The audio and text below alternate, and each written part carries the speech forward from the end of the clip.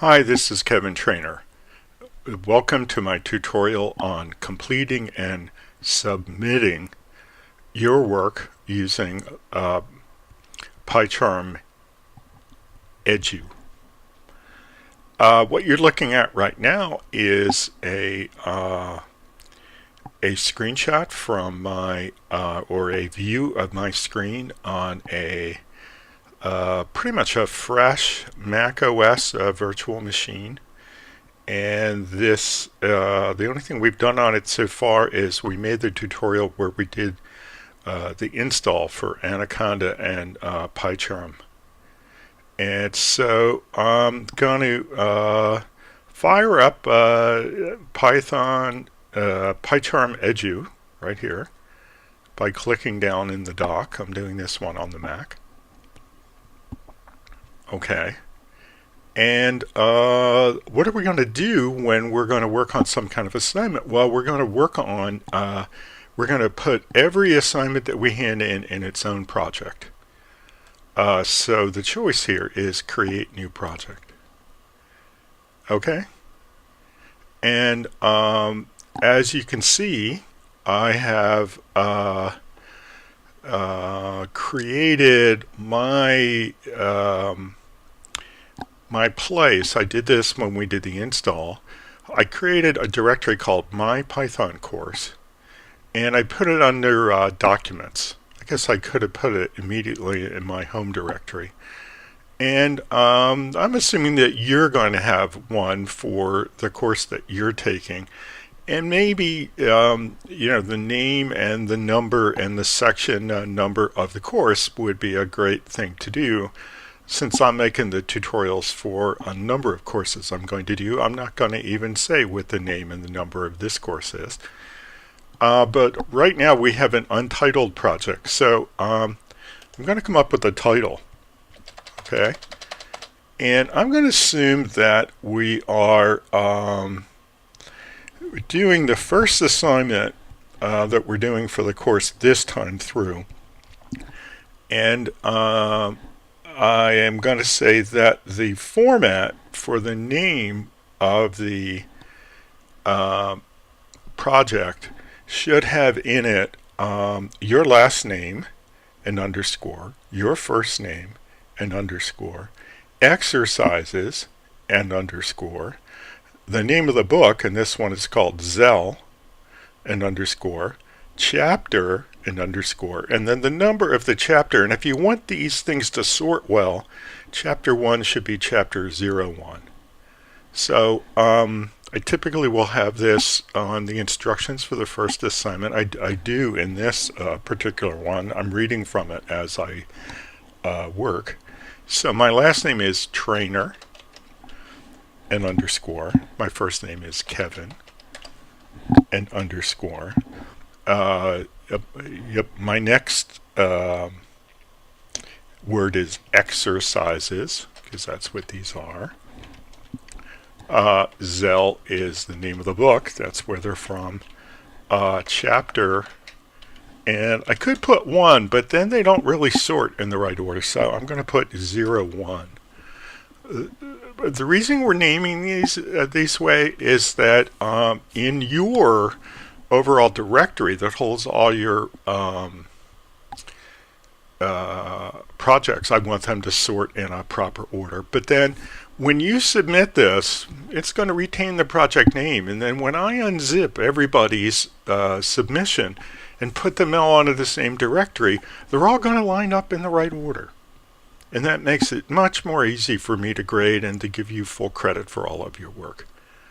Okay, so this is it. The format again was last name, underscore first name, underscore exercises, underscore Zell, underscore chapter, underscore chapter number, in this case chapter 1.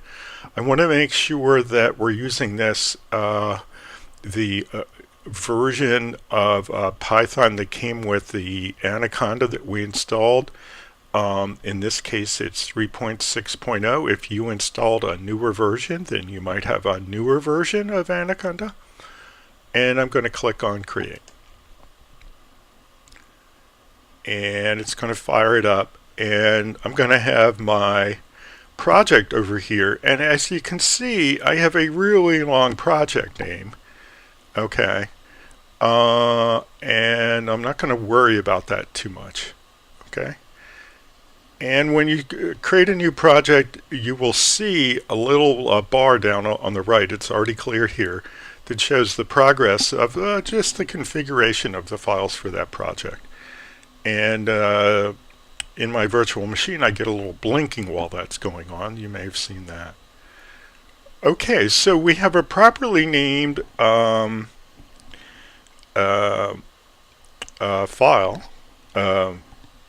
directory for the project, and then we're going to name the exercises will pretty typically tell you what to name them. Okay, either there's going to be a name that is asked for, like in the chapter 1 exercises. The first one that we're going to do in this case is called so long.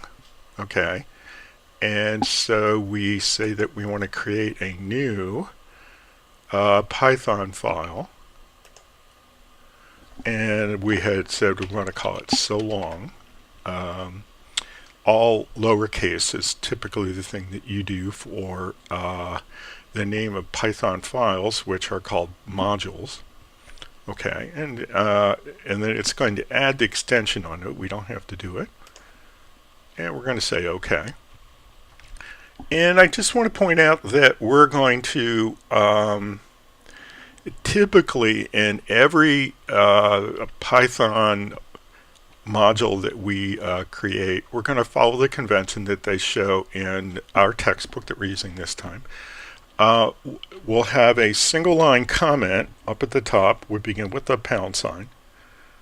Okay, and then we'll type in file, colon, and then a space, and then the name of the file. And the name of the file for this one is going to be so long.py. Okay, .py. Okay, and then it's also a convention to, at this point, we're just going to learn to put a regular single line comment here, another one on line 2, and it's going to describe what the program does. And as we get more through the course, we're going to realize that we don't want a play-by-play of what it does. And we don't want to say, first it does this, and then it does that, and then it does this other thing. Well, if you want to know exactly what it does, then you probably just want to read the program.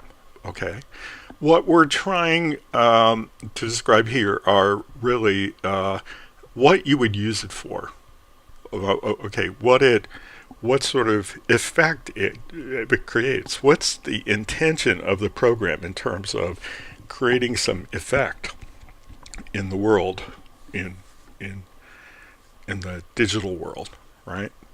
So we're just going to put in some simple thing. I'm going to say a simple program to, I'm just going to put ... here because I'm going to let you come up with your version of that. Okay, and we typically skip 2 lines in between these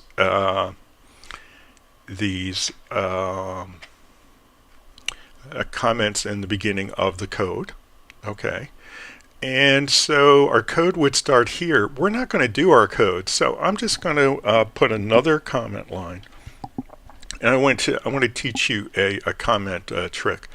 I'm going to put in a comment that says code begins here. Okay, well, you can say get that red underline. It doesn't really look like Python to the editor. And I say, oh, well, I wanted to make that a single line comment. And there are times when you want to turn something into a comment, turn it back into real code. How can you do that? Well, if you have the cursor on the line that you want to toggle into a comment, on the Mac where I am, I hit command /. Okay, I believe on Windows it would be control /. And so I'm going to toggle it on, toggle it off, toggle it on. I'm going to leave it right there. Okay, so that's a holder for the program that we're going to do. Okay, so do we have to save that? Well, no, you don't explicitly have to save it, but again, if you do a Control S or a Command S, you can be sure it got saved. Okay, and I'm just going to close that. All right, so that one's one that we're doing. Another one that we're going to do is we're going to create another one called math101.py.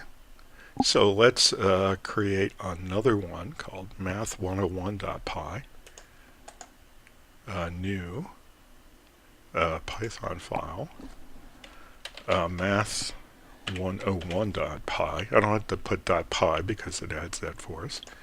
So I've got that. And again, I want to go with the convention that I'm going to have a single line comment, and I can toggle that on. Oh, interesting. If I don't have any text there, I can't toggle it on. So if I say file math101.py, well, then it doesn't like it because it thinks it's real Python code. But I'm just going to, here I'm going to command slash it, and it goes, oh yeah, that's a single line comment. Or if you're not too lazy like me, I guess you could actually type in the pound sign. And I'm just going to call this one another simple program. And I'm going to skip 2 blank lines. And I'm going to put in another single line comment. And I'm going to say place code here, because we're not really learning how to write the programs here. We're just learning how to get our project organized and submitted. Okay, that's good. So I'm just going to close that too. You'll notice I didn't actually explicitly save that. It saves on its own. So this is a pretty easy week. We're just doing 2 modules. Okay.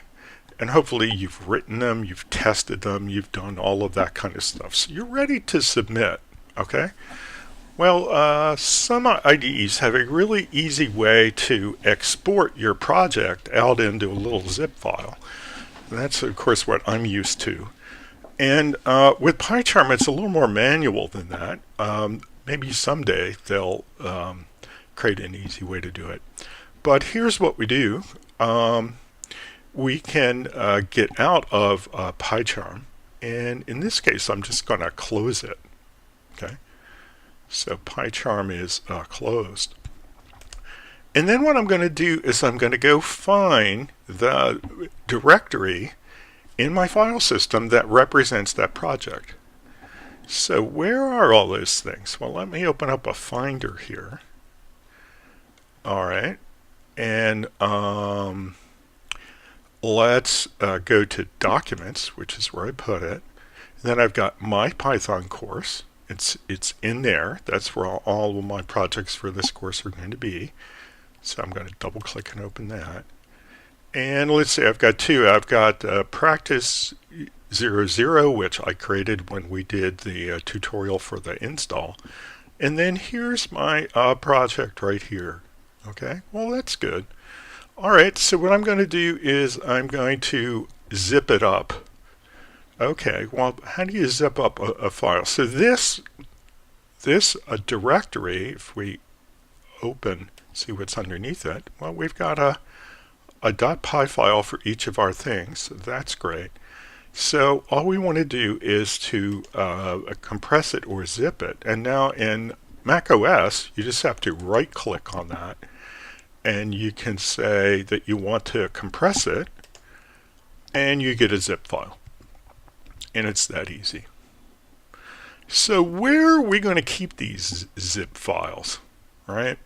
Well, they don't do us a lot of good hanging around our course directory. They don't hurt us, right? But they don't help us a whole lot. So you could leave these in here as you accumulate your work, or you could drag them over to a separate directory, okay? this is the file that you were going to submit to the submission activity for the course. It's that easy. Okay? So for instance, I might take that and I might open up another Finder. Okay. And under documents, I might have another directory that I created, another folder where I might call it submitted homework. Okay. And what might I do?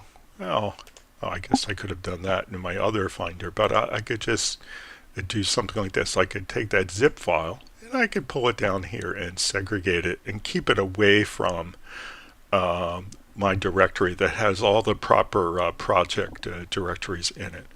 But in my experience, you can leave them there. They're not going to hurt you. They're just kind of clutter, right? And this is what you're going to submit. It's that easy. So you submit this and you're done. And then what I'm going to do when I get it is I'm going to unzip it to create a folder like the one that we zipped up. And then I am going to tell PyCharm to open that folder, and it will open it as a project. Okay, so that's fully the round trip. In fact, I might actually show you that in case you might want to move a project, say, from machine to machine. Let's take a look at what that might look like. So let's create another directory in here. Okay, and let's call it student homework submissions.